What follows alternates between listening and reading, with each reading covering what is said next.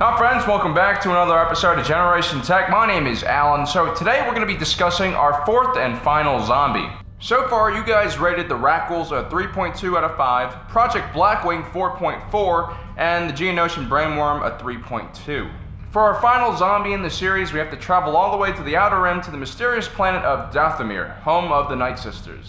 Legends say 600 years before the Battle of Yavin, a fallen Jedi Knight named Alya was banished by the Jedi Council to Dathomir. At the time, the planet was a penal colony where the Republic's most dangerous criminals were sent into exile. Alya realized that the world was extremely rich in the Force and used Dathomir's powers to enrich her own. She used the Force to rule over other inhabitants of the planet and created a matriarchal society where men were used only as slaves or breeders. Over time, Alya taught her daughters and other women in the ways of the Force. Their society would eventually become known as the Nightsisters. Over the centuries, the Nightsisters would channel the power of Dathomir and use it for their own purposes. The Nightsisters called this dark force energy magical ichor, and it was capable of creating objects out of thin air, summoning lightning, or even reanimating the dead.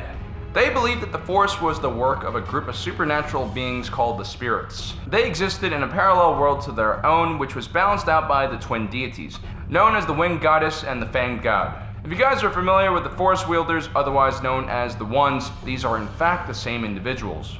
Although Nightsisters were labeled as witches and many outsiders considered their abilities magic, they were actually just Force users. Most likely they were combining their Force powers with an ancient lost art called Alchemy, which had been forgotten by the galaxy many thousands of years ago. Legends say that Sith Lords of old were able to use these powers to create undead servants. These undead zombies retain some of their basic skills and combat abilities like firing a blaster or using a vibroblade, but they were primarily driven by their hunger for living flesh. These zombie creatures were often used to guard the tombs of deceased Sith Lords on Korriban. The Nightsisters believed that when one of their members died, they never really left. They believed that the dead could still communicate with the living. It was because of this belief that sisters were mummified after dying and placed in sacks made from animal skins. These death cocoons were hung from trees like rotting fruits. When Count Dooku ordered General Grievous to destroy the Nightsisters on Dathomir, Mother Talzin, leader of the Nightsisters, approached the oldest witch in the clan, Daka, and asked her to use her ability to reanimate their dead to aid their fight against the Separatist droids. These undead seem similar to the ones spoken of in Legends. Although they aren't seen wielding weapons, they possess superhuman strength and speed.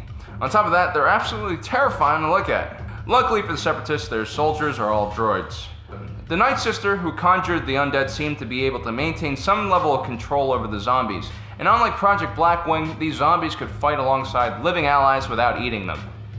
It's unknown if this Nightsister spell only works on their own brethren or it works on all corpses.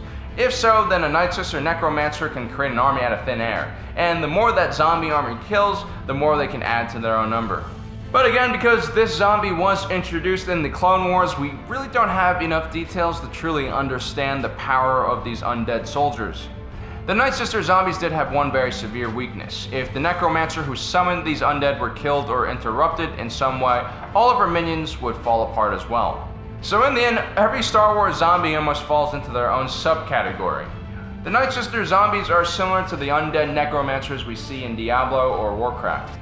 The Geonosian Brainworms are more like the parasitic aliens of Slither or Invasion of the Body Snatchers, whereas Project Blackwing is an extremely OP virus hive mind hybrid like what we see in the Halo series. And the Rakghouls are a completely transformative virus like something we would see in Resident Evil. As a matter of fact, it seems like Star Wars has covered almost every type of zombie except for the generic ones that we have here on Earth. So guys, take a second and vote in our poll what you think about the Nightsister zombies. And in a week or so, I'll tally up your scores and let you guys know who you chose as the deadliest Star Wars zombie, and we'll also do an additional video on the winner. Anyway guys, thanks for joining us. Don't forget to hit that subscribe and notification button. If you're watching this, you are Generation Tech.